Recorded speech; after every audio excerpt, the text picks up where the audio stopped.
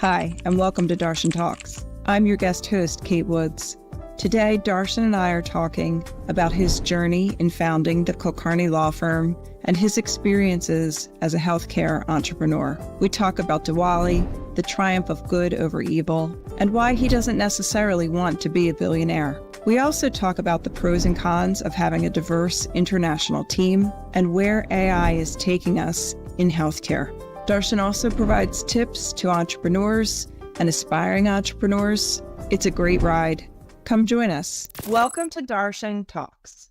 I'm your guest host, Kate Woods, and I'm here today speaking with Darshan Kulkarni, the founder of this podcast. Darshan, thank you for allowing me the opportunity to be a guest host and for being my guest today. Well, first of all, congratulations for being the first guest host. Thank you. Today, I thought we would talk about one of my passions, which is the intersection of healthcare and entrepreneurship. Yeah. As you know, for, well on 20 years, I've worked with and for entrepreneurs in this space, which is highly regulated and I think creates an environment of risk-taking and balance that many entrepreneurs thrive on. I consider you an entrepreneur. You're not only like a trusted advisor to many organizations and healthcare entities, but you also have founded and maintained your own law firm. So I'd love to talk to you more about that. But first, it would be great if you shared with our listeners where you're actually at right now, calling in to our meeting, and tell them a little bit about what you're doing. I am actually in India as we speak. It's November, and it's the month of Diwali, which is, for those people who don't know, which I expect is a lot of people, it's the Festival of Lights. It's about the triumph of good over evil. I'm excited to be here because I'm here for multiple reasons. I'm doing some real estate stuff. I'm here because I get to see family. I'm here because I'm going to go see the Taj Mahal tomorrow. I'm here because I'm going to see my business team for the law firm that is helping me as well in a lot of the stuff that we do, including the podcast, including the law firm stuff, and including the software company that I'm trying to bring to the plate. So keeps me busy, keeps me interested, keeps me going.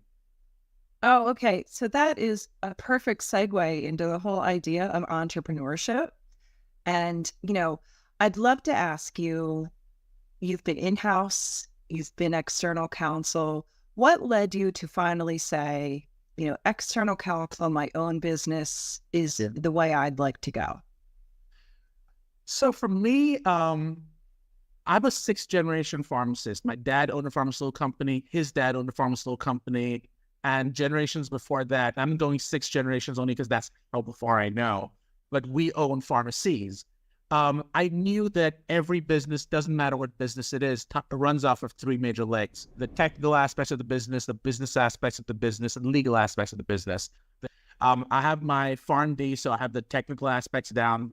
I have my JD, so I have my legal aspects down. And I've been doing business since like pharmacy school. So I was doing final accounting and ledgers and journals and stuff all the way in 10th grade when I was in India. When I started working as in-house counsel, I loved doing it. And it's amazing to feel part of a team. But what I've realized is that I really, really love working for myself. I love trying to make my clients happy. Today's clients have 5 different types of meetings scheduled in the next 3 hours while I'm on vacation. This is my life, and I wouldn't change it for anything. I think that I probably need to scale back, and I think that's the big problem with entrepreneurs. We tend to take on more than we should. I read this line, I think it's really smart. Millionaires diversify, billionaires focus. I went in-house to learn a lot. But I knew that I would move out at some point. It was always on the cards, if you will. I don't think that's ever changed. There are so many threads there I'd love to unpack. I think I'm going to start with the first one. Do you have a goal to become a billionaire, or what is the overarching goal? A lot of times I'll speak with entrepreneurs Like the money's nice. No one ever disputes that. But if you get down to the root, it's never the first cause. No, for me, I think money for me represents freedom, and it allows me to do what I really want to do. Money, I think money is the price I pay to enjoy my life. Do I want to be a billionaire? Sounds exhausting. I'm not sure, but what I do want to do is I want to change the world. So I'm always thinking about how do I change the world? And Kate, you've been part of that process. You actually helped me cause an impact when you and I worked together on the Governor's Commission.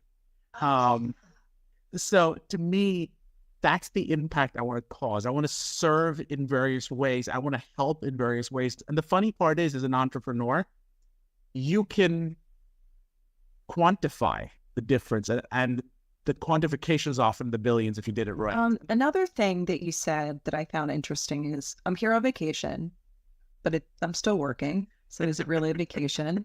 And it reminded me of that old adage, which is if you're doing something you love, yeah, work is never work. So try to find that. But even more so, you talked about your team that's there on development and law. So you seem to be right in the sweet spot of where we are today, like international, basically very blurry borders. No one is ever working in just one country now. Yeah. I'd love to hear more about what works with that model, where you find the clunkiness of it, and how do you see AI further impacting it or enhancing it?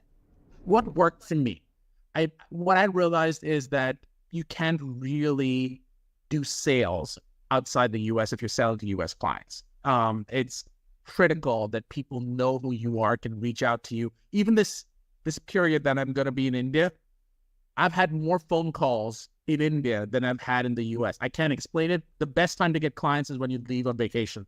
I mean, I'm sure you see that when you go, every time you go on vacation, the number of times I've messaged you going, hey, this project, like, just leave me alone. I'm trying to enjoy myself a little bit here. Yeah, I don't know if it's the red car theory or if it's really something in the universe going, no, it's time to work. Exactly. I've learned that certain things cannot be outsourced. You need to discover very quickly what they are. And then there's certain things that can be outsourced. It's the back office, it's the web designing, it's I want to get some of my video editing done. You have a larger population size of very qualified sitting in Asia who are looking to do the extra work. Leverage that. The question of AI, everyone's been talking about AI as if it's going to eliminate jobs. My experience with AI is actually the exact opposite. I think it's going to create jobs because what my experience is that I do a fair bit of marketing. And my experience with marketing has been, I could do one newsletter campaign every week because that's just the bandwidth I had. I can now do 5 because I always wanted to. I just didn't have the bandwidth to do it. AI can help me go from 1 to 5. And maybe I have to hire one more person to just oversee the 5 that I'm doing. So it helps me suddenly go from 1 to 5 to 10, getting a person to help me leverage and sort of scale. So AI gives me scale that I didn't have before. But I think that's the future. AI will just improve, enhance, and multiply what I can already do.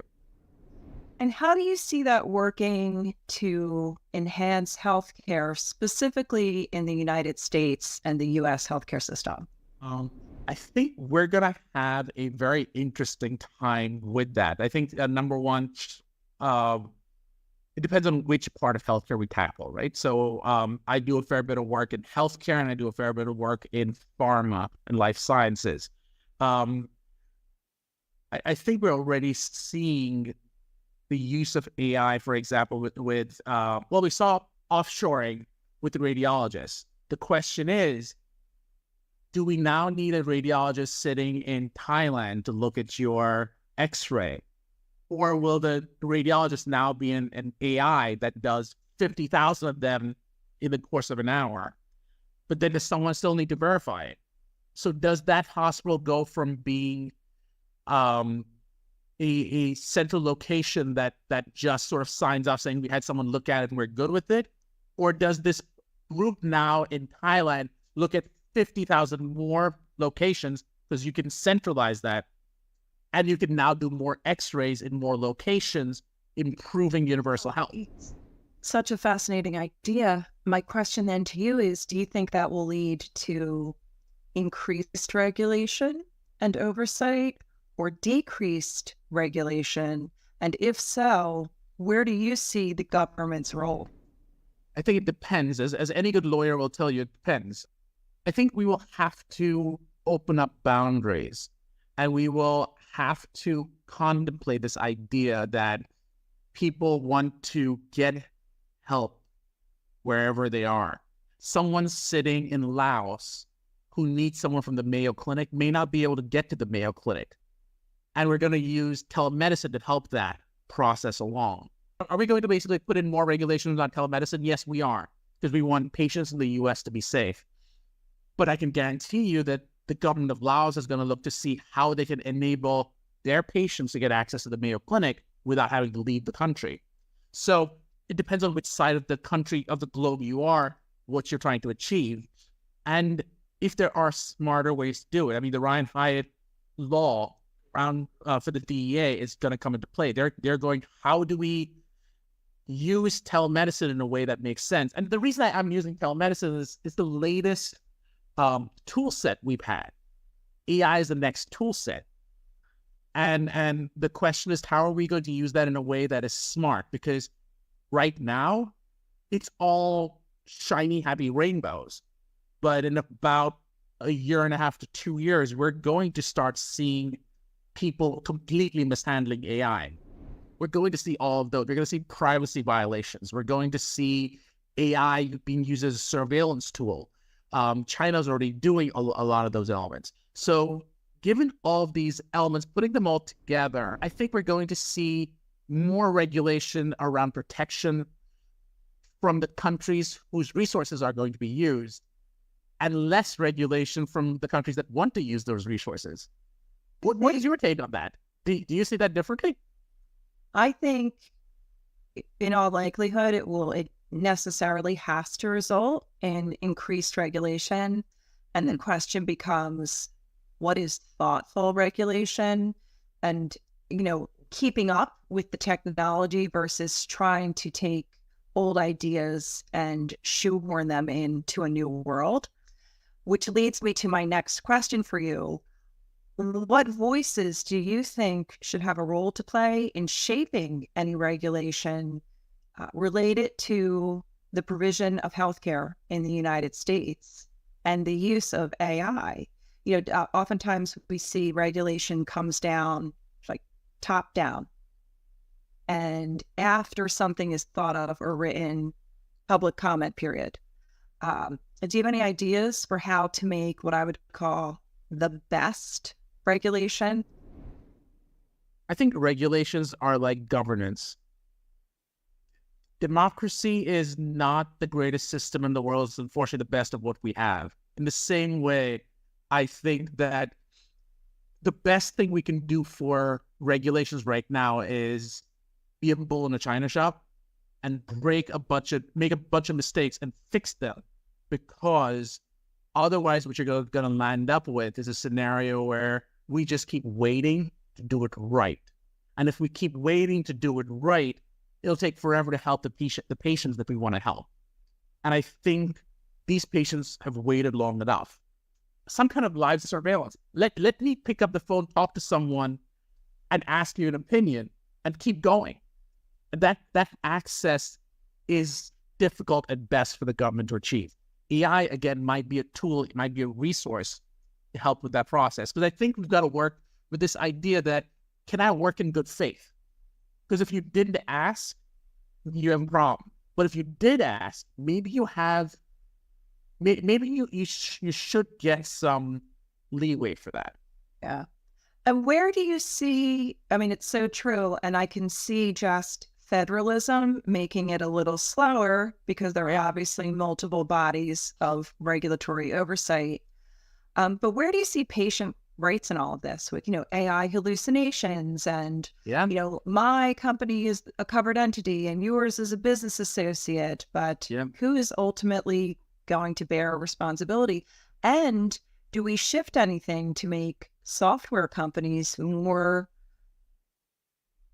like covered entities with some rules around that than simply voluntary business associates when necessary. Just thinking. Good questions. Yeah.